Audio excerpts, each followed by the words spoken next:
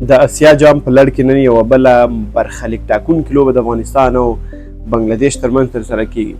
بنګلادیش تر دې دمه په دغه سیریز یا په دغه جام کې خپلې دوه لوبې ترسره کړي او دا یې درېیمه لوبه ده.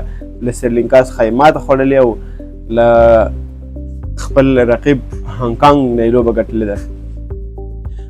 بنګلادیش لپاره به هم دغه لوبه برخلیک ټاکونکې وي. که بنګلادیش دغه لوبه بېلي نو له اسیا جام څخه به بهر کېږي او د افغانستان لپاره به هم برخلیک ټاکونکې وي. که افغانستان دغه لوبه چېرته ګټي نو بیا کېدلی سي چې روان د اسیا جام دویم پړاو یا سوپر فور پړاو ته لاره پیدا کړي.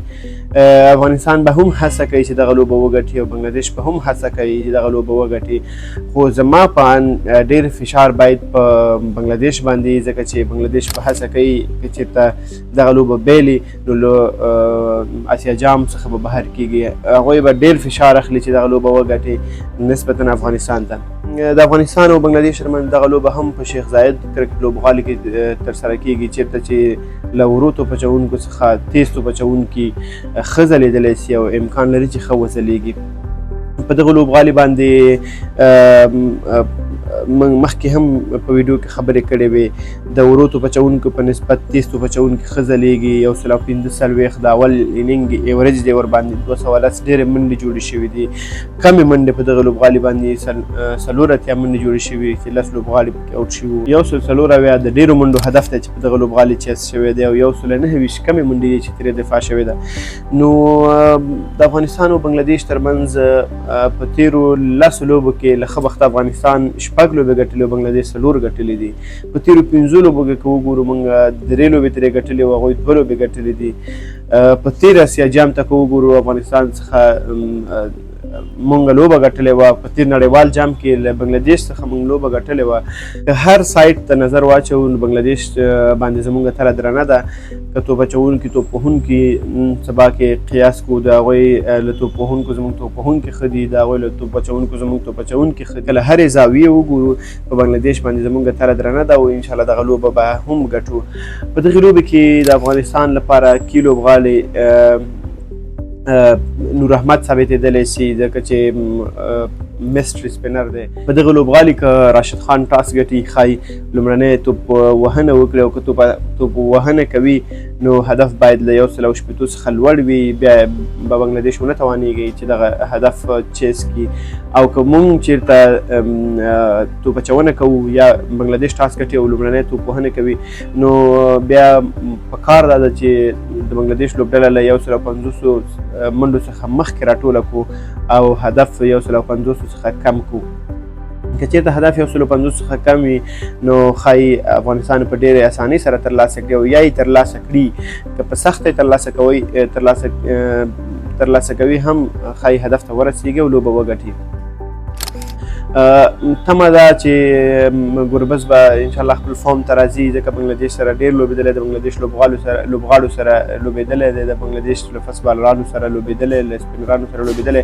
بنګلادیش هم له ځان سره ښه سپینران لري. هلته ورسره هر وخت کې زموږ توپ وهونکو ته بنګلادیش سپینران خنډ ګرځېدلي.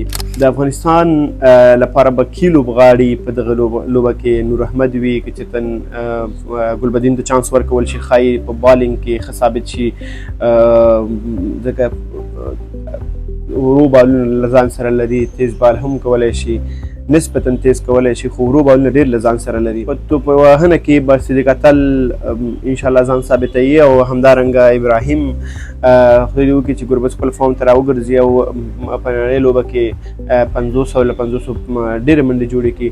که چېرته ګربز په نړۍ لوبه کې لوبه وکړله او بیټینګ یې ترسره کړ او خپل فارم ته راوګرځېد نو بیا خو زموږ بری معلوم دی او انشاءالله ګربز به د لوبې غوره لوبغاړی وي. خدای دې وکړي چې همداسې وشي. چېرته دغه لوبه موږ ګټو نو موږ به دویم پړاو یا سوپر فور پړاو ته ځو او بنګلادیش به خپلې کډې باروي او کور ته به ځي. که چېرته بنګلادیش دغه لوبه ګټي بیا هم د هغوی تمې پاتې کېږي او افغانستان به په راتلونکي لوبې فیصله کېږي. بیا نو موږ ته پکار دا ده چې او بیا که چېرته موږ په اسیا جام کې پاتې کېږو نو سریلانکا ته به په لوی توپیر ماتې ورکوو. هلته به هم رن ریټ ته کتل کېږي او بیا به فیصله کېږي. دوه غوره لوبډلې به د سوپر فور لپاره کوالیفای کېږي او یوه لوبډله به بیا په همدې بري باندې هم کور ته ځي. خدای دې وکړي افغانستان نننۍ لوبه وګټي تر څو ورته راتلونکي دغه اندېښمن پړاوونه نه وي.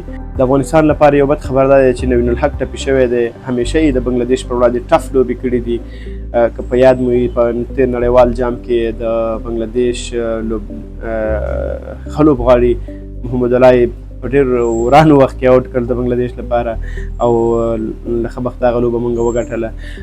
نوین الحق د اوږې ټپ لا هم د ډاکټرانو په سپارښتنه باندې نه دی جوړ، نو له آسیا جام څخه ښه بخته چې پر ځای عبدالله احمدزی غوره شو. عبدالله احمدزی ځوان توپ اچوونکی دی، انشاءالله راتلونکي کې د افغانستان لپاره بل نوین الحق وي، بل حمید حسن به وي. فکر نه کوم که احمدزي ته چانس ورکول شي، خو دا د ده لپاره ښه زیری دی چې په آسیا جام کې ولوبېد.